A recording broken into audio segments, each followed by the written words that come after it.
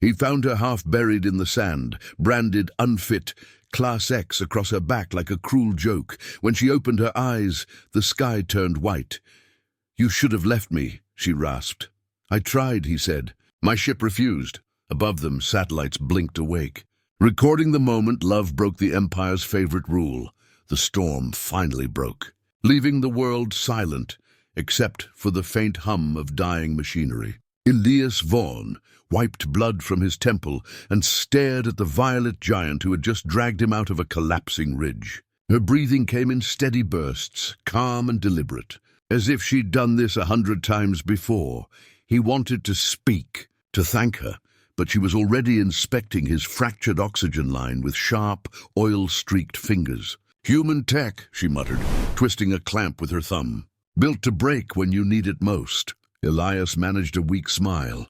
"Guess we specialize in tragic timing." Her eyes, pale silver, unnervingly clear, flicked toward him. "You talk too much for someone half dead."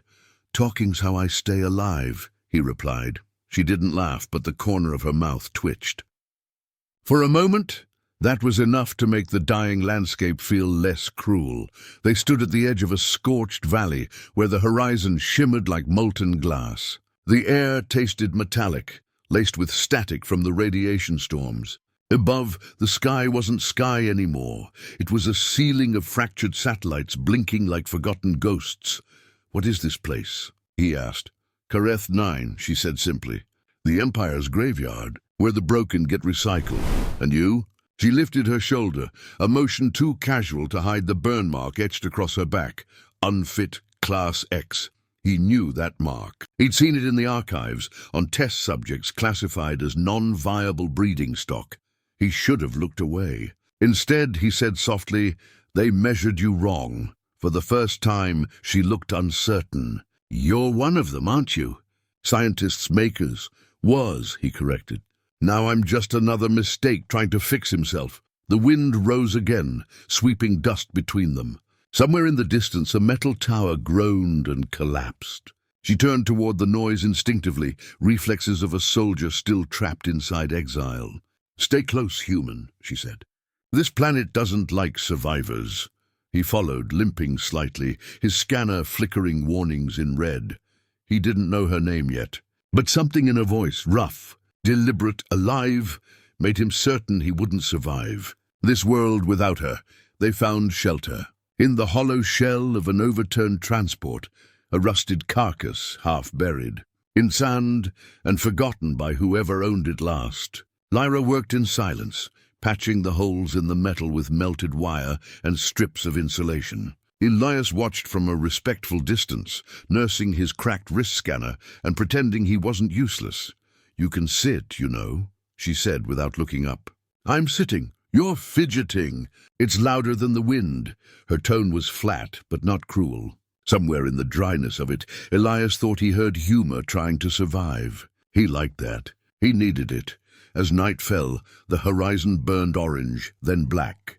The stormlights from orbiting satellites flickered like lightning trapped behind clouds. They shared a packet of ration paste, barely edible, and traded words like cautious currency. "You always talk this much when you're stranded?" she asked. "Only when I'm terrified," he said. "You?" "I stopped talking when no one listened." That landed heavier than either expected. She stood then, stretching her arms, and the faint light caught the silver scars that traced her shoulders. He realized they weren't just burns, they were surgical. Someone had carved her to fit a purpose, then thrown her away when she didn't. Elias swallowed. "You worked for the Directorate?" "They worked on me," she said. "Told me I was built for strength, not softness. Then one day decided strength wasn't profitable." Her voice didn't shake, but her hands did. She tightened the last bolt on the wall, as if punishing the metal. "Do you ever miss them?" he asked quietly. She turned. "You mean the people who called me defective?" "No, but I miss believing I could prove them wrong." He nodded, then handed her his canteen. She stared at it for a long second before taking it, sipping slow, cautious. "You trust too easily," she murmured. "I specialize in bad decisions," he replied. Finally, her mouth curved into something almost like a smile. Outside, the wind screamed again, carrying the static hum of surveillance drones. Neither moved. For the first time since he'd crashed, Elias felt something more dangerous than fear, hope. By the fourth day, the silence between them had changed. It wasn't distance anymore, it was rhythm. Elias fixed the comm array, while Lyra hauled metal sheets from the wreckage, both moving in practiced, wordless sync. Every so often, she caught him watching her, and he'd pretend to study the readings on his scanner. It was a quiet game, neither admitted existed. When the storm alarms began to wail again, they sprinted back to the shelter. This time the winds came faster, hot, chemical, angry. They sealed the hatch with a steel rod, the world outside roaring like a wounded engine. Breathing hard, Elias leaned against the wall. "So does the sky here always try to murder people?" Lyra's lips twitched. "Only the ones who talk too much," he laughed, a small sound swallowed by thunder. Then the lights died. Darkness filled the compartment, thick and humming. Only the faint glow from her pulse band lit the air, a thin ring of violet circling her wrist. She crouched beside him, their shoulders brushing. Her skin was warm, almost fevered. "You're shaking," she said. "It's just cold." "You're a bad liar." He could hear her breathing, steady, strong, grounding. The sound anchored him more than the walls around them. When a metal beam outside collapsed with a sharp bang, he flinched. She reached out instinctively, her palm finding his. Her hand dwarfed his, calloused and rough, but gentle in the way she didn't pull away. "Why did you save me?" he asked quietly. Her answer came after a long silence. "Because I wanted to remember what it felt like to make a choice that was mine." He turned toward her. Even in the dim light, she looked different now, less weapon, more woman. "Then let me choose too," he whispered. The space between them closed like a held breath. No declarations, no promises, just two people who'd been told all their lives that they didn't deserve touch. Finally proving that wrong, outside the storm howled harder, the sky bleeding sparks against metal. Inside, their world shrank to skin and heartbeat and silence that wasn't empty anymore. When it was over, she leaned her head on his shoulder. "Your trouble, human," he smiled faintly. "You say that like it's new." The storm had barely passed when the horizon lit up again, this time not from nature but from engines. Lyra was the first to see them, sleek black shapes cutting through the dust, glowing blue insignias burning on their hulls. "Directorate patrols. They found us," she said, voice low. Elias's pulse jumped. "Impossible. The comm tower's offline." She shot him a look that said, "Don't argue with experience." Then they traced the ship. "We need to move." They packed in silence, grabbing what they could, ration paste, med kits, and the data core Elias had hidden in his jacket. It held the truth about Kareth 9. The experiments, the failed breeding programs, the people the Empire had quietly erased. When they stepped outside, the wind stung like needles. The patrols were closer now, searchlights sweeping across the ridge. Lyra's expression hardened. Her soldier instincts clicked into place. "This way," she said, leading him toward a half-collapsed refinery tunnel. The tunnel smelled of rust and ash. Steam hissed from cracked pipes, glowing faintly red. They ran through it, boots splashing through shallow puddles. Every clang echoed too loud.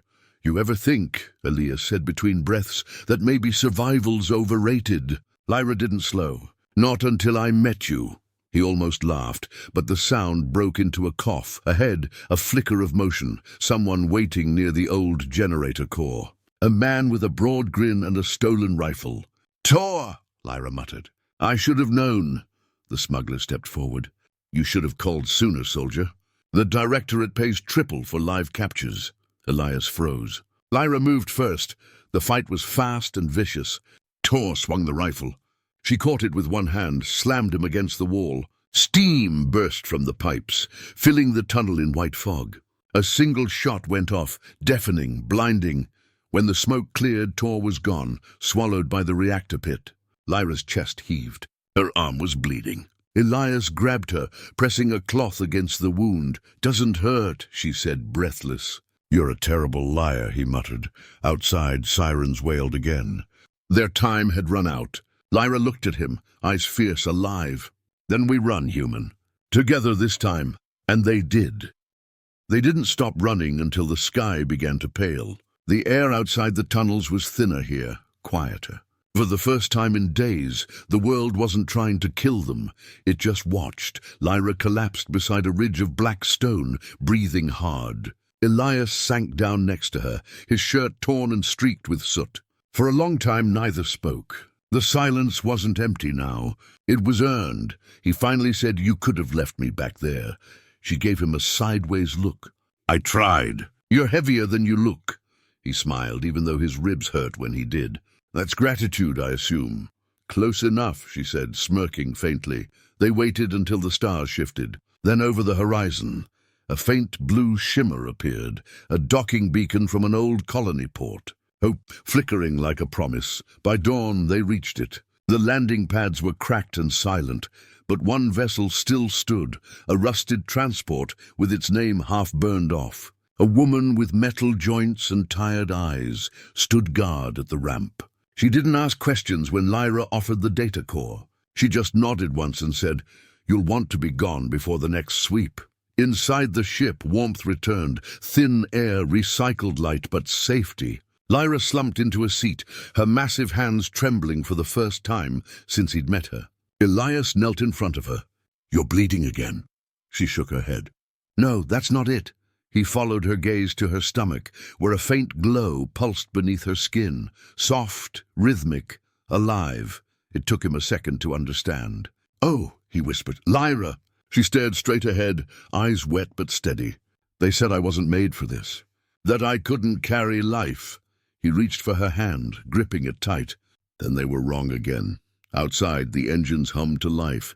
The ship rose slowly, dust curling beneath it. Through the viewport, Kareth 9 shrank into a bruised red sphere, a planet that had taken everything but somehow left them with more than either thought possible. Lyra leaned her head on his shoulder. "So what now, human?" Elias smiled softly. "Now we live. No rules, no owners, just us." The stars opened ahead, endless, forgiving, new.